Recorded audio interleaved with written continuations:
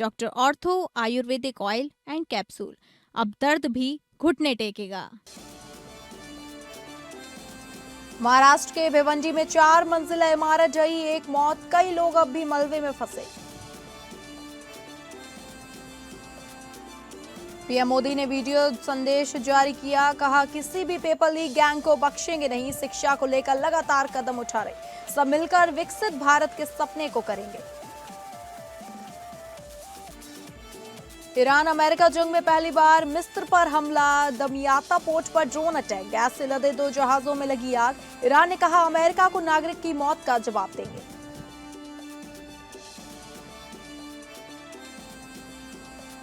नमस्कार, आप सभी का बहुत स्वागत है टॉप अपडेट्स में और मैं हूं आपके साथ अंकिता सिंह।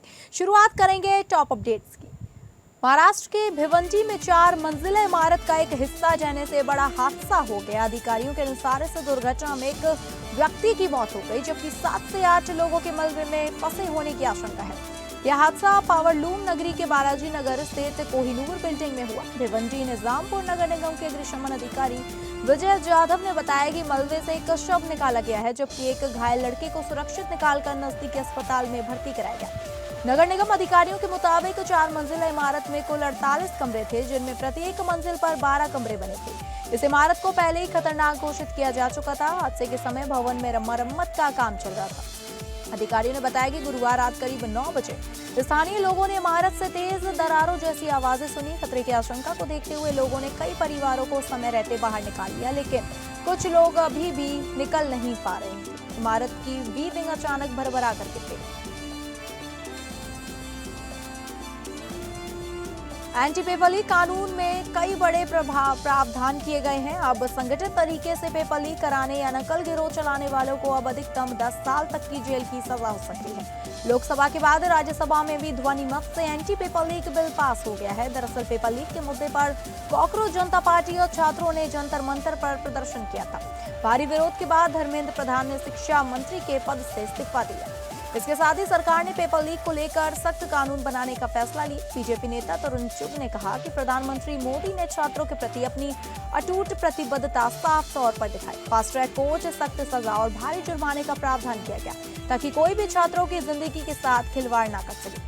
आज इस बिल में मुख्य टास्क फोर्स को मंजूरी दी गई है। मेरा मानना है कि यह लोकतंत्र की जीत है। एंटी पेपर लीक कानून में कई बड़े प्रावधान किए गए हैं। अब संगठित तरीके से पेपर लीक कराने या नकल गिरोह चलाने वाले को अब अधिकतम 10 साल तक की जेल की सजा हो सकती है। बिल में जुर्माना भी बढ़ा दिया गया है। अब पेपर लीक के दोषियों पर अधिकतम 10 करोड़ रुपए तक का जुर्माना लगाया जा सकेगा। यही नहीं, अगर पेपर लीक के कारण री एग्जाम कराना पड़ा तो उसका पूरा खर्चा भी दोषियों से वसूला जाएगा। एआई की मदद से नकल करना, परीक्षा प्रणाली को हैक करना, ऑनलाइन पेपर सेंड करना और साइबर फ्रॉड भी इस कानून के दायरे में आएगा। अब यह बिल राष्ट्रपति के पास जाएगा, उनकी सहमति मिलते ही यह कानून बन जाएगा। पीएम मोदी ने लोकसभा और राज्यसभा दोनों जगहों से anti paper leak bill pass होने के बाद वीडियो संदेश जारी किया है। इस वीडियो में पीएम मोदी ने देश की शिक्षा व्यवस्था में सुधार लाए जाने की बात कही। लोकसभा और राज्यसभा में anti paper leak bill pass होने के बाद प्रधानमंत्री नरेंद्र मोदी का एक नया वीडियो सामने आया है। इस वीडियो में पीएम मोदी ने कहा कि संसद ने एक ऐसा बिल पास किया है जो हमारी परीक्षा प्रणाली को और मजबूत बनाता है। पीएम मोदी ने social media platform Instagram, x और फेसबुक अकाउंट पर यह वीडियो संदेश जारी किया है। इस बार पीएम मोदी ने साथियों के संबोधन के साथ वीडियो संदेश की शुरुआत की। पीएम ने वीडियो संदेश में कहा, साथियों, विश्व स्तर परीक्षा पद्धति, इसके लिए हम लगातार एक के बाद एक कदम उठा रहे हैं। टास्क फोर्स की रचना हो या फास्ट कोर्ट की रचना हो, राज्यों के सुझाव को ध्यान में लिया गया। पीएम मोदी ने कहा, पिछले कुछ दशकों से हर राज्य और केंद्र सरकार इस प्रकार की पेपर लीक परेशानी झेल रहा है। बच्चों के भविष्य को भी इसके कारण संकट पैदा हो रहा है। इन सबको ध्यान में रखते हुए देशव्यापी सभी राज्यों और केंद्र में भी शिक्षा पद्धति में सुधार अनिवार्य हो गया है। पीएम मोदी ने कहा कि कोई भी पेपर माफिया, पेपर लीक करने वाली गैंग, देश के बच्चों के भविष्य के साथ खिलवाड़ करने वाली गैंग को बख्शा नहीं जाएगा। हम संसद में बिल लेकर आए थे और जैसा मैंने आपसे वादा किया था, बीते 2 दिन संसद के दोनों सदनों में विस्तार पूर्वक चर्चा हुई। आज कठोर कानूनों वाले प्रावधान बिल को पास किया जाएगा। अपने वीडियो संदेश में पीएम मोदी ने कहा, टेक्नोलॉजी के भरपूर उपयोग की आवश्यकता है। साथ ही साथ फिर से कोई पेपर माफिया, पेपर लीक करने वाला गैंग, देश के बच्चों के साथ खिलवाड़ करने वाले गैंग को बख्शा नहीं जाएगा। इसको लेकर कठोर कानूनों की भी जरूरत है। पीएम मोदी ने कहा, हम संसद में बिल लेकर आए थे, जैसा हमने आपको वादा किया। पिछले 2 दिन संसद के दोनों सदनों ने अधिकतम माननीय सांसदों से विस्तार पूर्वकों से चर्चा की। दोनों सदनों ने इस कठोर कानूनों वाले प्रावधान को पास कर दिया है। सावन के पहले दिन कांवड़ यात्रा से शुरू हो गई है। कांवड़ यात्रा के मुख्य मार्ग में पश्चिमी उत्तर प्रदेश, दिल्ली से लेकर उत्तराखंड के हरिद्वार तक 40,000 से ज्यादा पुलिसकर्मियों को सुरक्षा में तैनात किया गया है। दिल्ली मेरठ एक्सप्रेसवे रूट का एक हिस्सा भी 5 दिनों के लिए बंद किया गया है। उत्तराखंड के हरिद्वार और ऋषिकेश के गंगा घाटों से गंगा जल लेकर लौटने वाले शिव भक्त पैदल, साइकिल, कार और डीजे वाली गाड़ियां लेकर निकलते हैं। मेरठ, मुजफ्फरनगर, हापुड़, गाजियाबाद से लेकर दिल्ली यूपी बॉर्डर तक जगह जगह कांवड़ियों के लिए कैंप लगाए गए हैं। दिल्ली पुलिस और गाजियाबाद पुलिस ने यात्रियों को रूट डायवर्जन देखते हुए इस रूट पर जाने की सलाह दी है। सीएम योगी लगातार समीक्षा बैठक कर रहे हैं। रांची में हजारों छात्रों ने जेपीएससी और जेएसएससी की भर्ती परीक्षाओं में कथित धांधली के विरोध में मार्च निकाला। प्रदर्शनकारियों ने 14वीं संयुक्त सिविल सेवा प्रारंभिक परीक्षा रद्द कर दोबारा कराने, सीबीआई जांच और भर्ती प्रक्रिया में पारदर्शिता सुनिश्चित करने की मांग की है। वहीं भाजपा ने भी इस मामले में कांग्रेस नेतृत्व से जवाब मांगा। देश भर में प्रतियोगी परीक्षाओं में गड़बड़ियों को लेकर जारी बहस के बीच झारखंड की राजधानी रांची में बुधवार को छात्रों ने जेपीएससी और झारखंड कर्मचारी चयन आयोग के खिलाफ प्रदर्शन किया। छात्र जयपाल सिंह मुंडा स्टेडियम से अल्बर्ट चौक तक मार्च निकालकर भर्ती परीक्षाओं में पारदर्शिता और जवाबदेही की मांग करते हुए 14वीं संयुक्त सिविल सेवा प्रारंभिक परीक्षा रद्द कर दोबारा कराने की मांग की।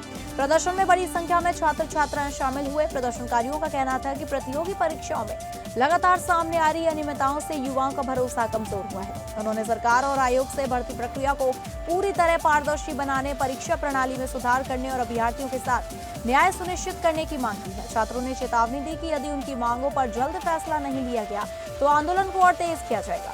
प्रदर्शन में शामिल छात्रा खुशी कुमारी ने कहा कि उनकी सबसे बड़ी मांग ये है कि लोक सेवा आयोग की परीक्षा पूरी तरह निष्पक्ष और पारदर्शी तरीके से कराया जाए। एक अन्य छात्रा ने आरोप लगाया कि जेपीएससी की पूरी भर्ती प्रक्रिया धांधली से प्रभावित रही। उन्होंने दावा किया कि उनसे कुछ सहपाठियों ने पहले ही बता दिया था कि किन अभ्यर्थियों का चयन होगा। धनबाद से परीक्षा देने आए छात्रा फाल्गुनी ने भी आरोप लगाया कि 14वीं जेपीएससी परीक्षा में कई गड़बड़ियां सामने आई।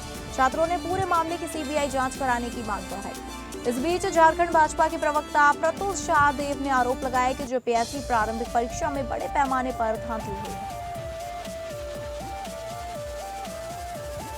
ईरान अमेरिका जंग में पहली बार मिस्र के पोर्ट पर हमला हुआ है। मिस्र के दमियाता पोर्ट पर 2 गैस टैंकरों में आग लग गई थी।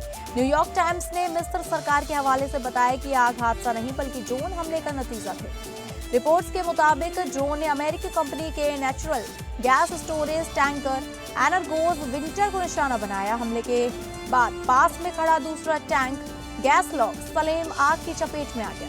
न्यूयॉर्क टाइम्स ने 2 ईरानी सूत्रों के हवाले से दावा किया कि हमले का मकसद यह मैसेज देना था कि अगर जंग और बढ़ी तो दुनिया भर की शिपिंग और एनर्जी सप्लाई गंभीर रूप से प्रभावित हो सकती है। अमेरिकी सीनेट में ईरान के खिलाफ सैन्य कार्रवाई सीमित करने वाला प्रस्ताव आगे नहीं बढ़ सका। इसके लिए वोटिंग हुई जिसमें यह 49 और 50 के अंतर से खारिज हो गया। पेंसिल्वेनिया से Republican senator Dave McCormick voting में शामिल नहीं हुए। अब यह विधेयक सीनेट की विदेश मामलों से जुड़ी समिति से अटका हुआ है। प्रस्ताव लाने वाले सांसद चाहते थे कि इसे पूरे सीनेट में चर्चा और वोटिंग के लिए पेश किया जाए। अब इसे पूरे सीनेट में लाने के लिए सांसदों को दोबारा कोशिश करनी होगी।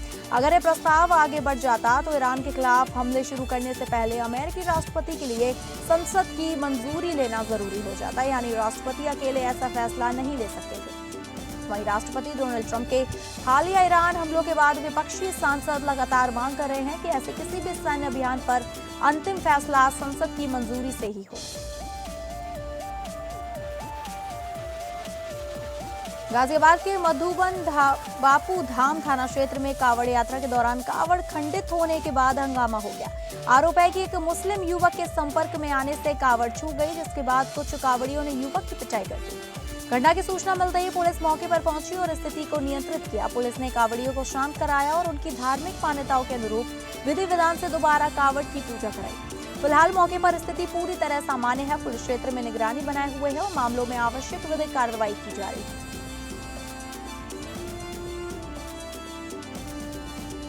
आगामी श्रावण मास, कावड़ यात्रा, नागपंचमी, रक्षाबंधन और अन्य त्योहारों को देखते हुए आजमगढ़ पुलिस ने सुरक्षा तैयारियां तेज कर दी हैं। पुलिस उप महानिरीक्षक आजमगढ़ परिक्षेत्र सुनील कुमार सिंह और वरिष्ठ पुलिस अधीक्षक डॉक्टर अनिल कुमार ने अपराध समीक्षा गोष्ठी आयोजित कर अधिकारियों को आवश्यक दिशा निर्देश दिए। एसएसपी ने सभी थाना प्रभारियों को लंबित विवेचनाओं का त्वरित एवं गुणवत्तापूर्ण निस्तारण सुनिश्चित करने, अपराधियों पर कड़ी निगरानी रखने और प्रभावी वैधानिक कार्रवाई करने के निर्देश दिए। साथ ही बीट प्रणाली को और अधिक सक्रिय बनाकर जनता से नियमित संवाद स्थापित करने तथा थाने में आने वाले प्रत्येक फरियादी के साथ संवेदनशील और सम्मानजनक व्यवहार करने पर जोर दिया। अधिकारियों को आगामी त्योहारों के दौरान शांति, सौहार्द और कानून व्यवस्था बनाए रखने के लिए प्रभावी पुलिस व्यवस्था सुनिश्चित करने के निर्देश दिए। बाराबंकी के नगर कोतवाली क्षेत्र स्थित सफेदाबाद के Hind institute of medical sciences में एक मरीज की गिरने से मौत हो गई। मृतक की पहचान टिकैत नगर के राम सुमन के रूप में हुई है, जो 27 जुलाई से अस्पताल में भर्ती थे। जानकारी के अनुसार वह टीवी चेस्ट वार्ड की तीसरी मंजिल की रेलिंग पार कर गैलरी की ओर गिर गए, जिससे उनकी मौत हो गई। परिजनों ने बताया कि मृतक की मानसिक स्थिति ठीक नहीं थी और प्रारंभिक जांच में पारिवारिक समस्या की बात भी सामने आई। पुलिस ने शव को पोस्टमार्टम के लिए भेज दिया है। पूरे मामले की जांच की जा रही है। यूपी के कौशाम्बी जिले में हनुमान मंदिर में बज रहे लाउडस्पीकर की आवाज कम करने को लेकर विवाद इतना बढ़ गया कि दोनों पक्षों में बवाल हो गया। आरोप है कि दबंग युवक ने तलवार लहराकर दहशत फैलाने की कोशिश की। घटना का वीडियो सामने आने के बाद पुलिस की कार्रवाई भी सवालों के घेरे में है। मामला पिपरी थाना क्षेत्र के चायल कस्बे का है। बताया जा रहा है कि कोचिंग सेंटर में पढ़ रहे छात्रों ने हनुमान मंदिर में बज रहे लाउडस्पीकर की आवाज धीमी करने की बात कही। इसी बात को लेकर विवाद शुरू हो गया। फिलहाल पुलिस पूरे मामले की जांच की बात कर रही है। हापुड़ के बाबूगढ़ थाना क्षेत्र के होशियारपुर गढ़ी गांव में उस समय हड़कंप मच गया जब ईख के खेत में काम करे किसानों को करीब 10 फीट लंबा अजगर दिखाई दिया। अजगर को देखते ही खेत में अफरा तफरी मच गई। किसानों ने तुरंत इसकी सूचना वन विभाग को दी। सूचना मिलते ही वन विभाग की टीम मौके पर पहुंची और कड़ी मशक्कत के बाद अजगर का सुरक्षित रेस्क्यू किया गया। इसके बाद अजगर को सुरक्षित स्थान पर छोड़ दिया गया। समय रहते रेस्क्यू होने से किसी तरह की जानहानि नहीं हुई।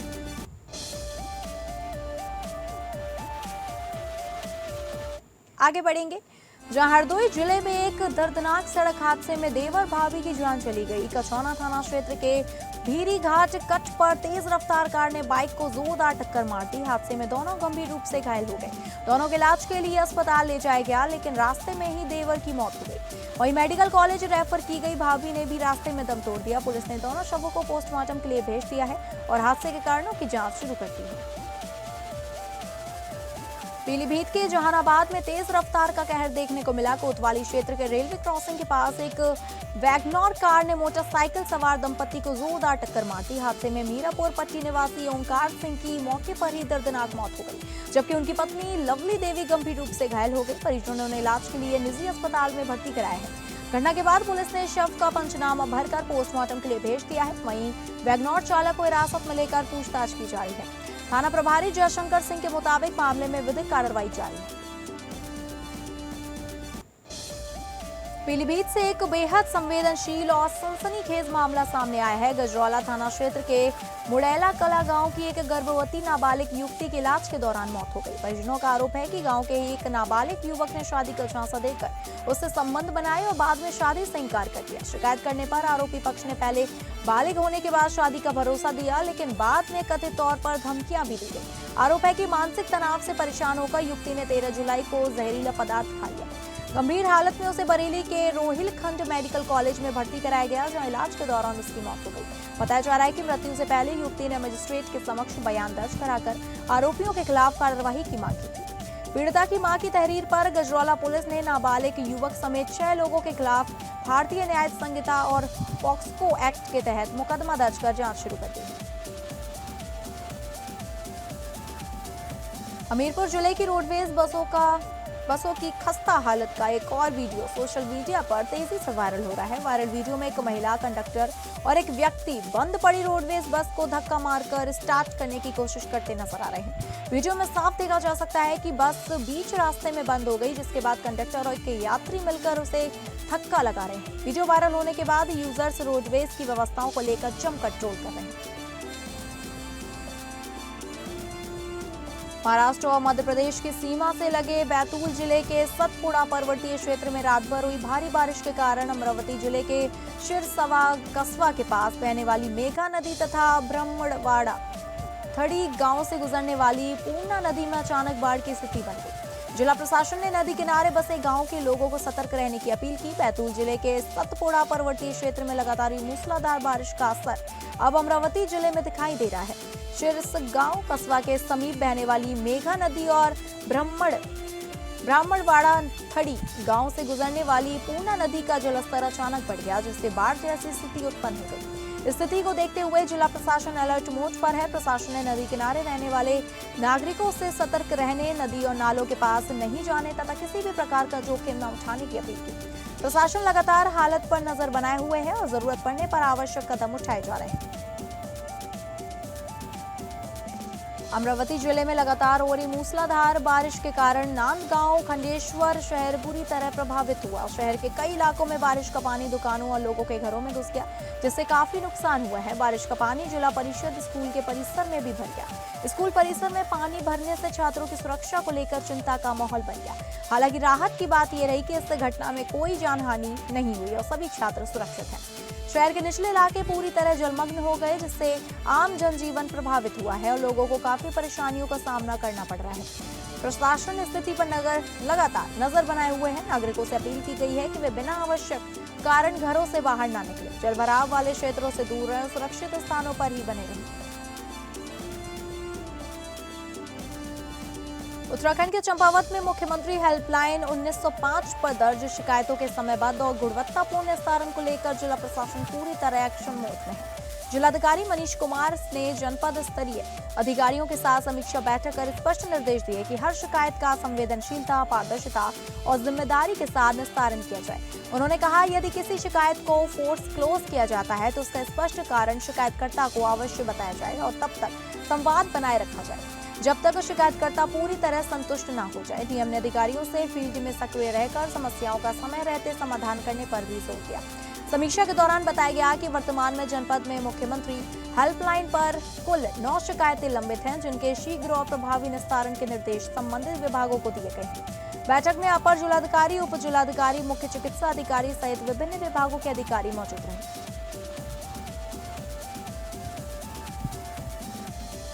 नशे के खिलाफ जन जागरूकता को नई गति देने के लिए 18 अगस्त 2026 को उत्तराखंड सहित पूरे देश में राष्ट्रीय शपथ ग्रहण कार्यक्रम आयोजित किया जाएगा।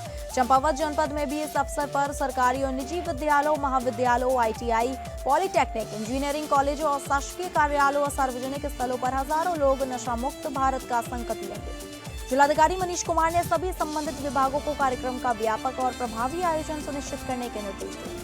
जिला समाज कल्याण अधिकारी आर.एस. सामंत के अनुसार अभियान का उद्देश्य युवाओं और आम नागरिकों को नशे से दुष्प्रभावों के प्रति जागरूक करना और जन भागीदारी के माध्यम से नशा मुक्त समाज का निर्माण करना है। अभियान से जुड़ने के लिए ऑनलाइन शपथ की सुविधा भी उपलब्ध रहेगी, ताकि अधिक से अधिक लोग इस राष्ट्रीय पहल का हिस्सा बन सकें। रायपुर में जल जीवन मिशन के तहत हर घर जल प्रमाणित गांव की महिला सरपंचों के लिए आयोजित राज्य स्तरीय कार्यशाला में उप मुख्यमंत्री एवं लोक स्वास्थ्य यांत्रिकी मंत्री अरुण साव ने जल संरक्षण और जल संचय को जलापूर्ति योजनाओं की दीर्घकालीन सफलता की सबसे बड़ी जागरूकता जरूरत बताया। नवा रायपुर स्थित राजीव गांधी राष्ट्रीय भूमि जल प्रशिक्षण एवं अनुसंधान संस्थान में आयोजित इस कार्यशाला में उन्होंने कहा कि बारिश के पानी का संग्रह और भूजल का पुनर्भरण जल स्रोतों को लंबे समय तक सुरक्षित बनाए रखने के लिए बेहद जरूरी है। उन्होंने ग्राम पंचायतों से नल जल योजनाओं के संचालन और रखरखाव को आत्मनिर्भर बनाने का आह्वान किया। कार्यशाला में करीब 100 महिला सरपंचों ने हिस्सा लिया और अपनी पंचायतों में जल जीवन मिशन के संचालन के अनुभव साझा किए। इस दौरान विशेषज्ञों ने जलापूर्ति योजनाओं के बेहतर संचालन, रखरखाव और मरम्मत से जुड़े महत्वपूर्ण सुझाव भी दिए।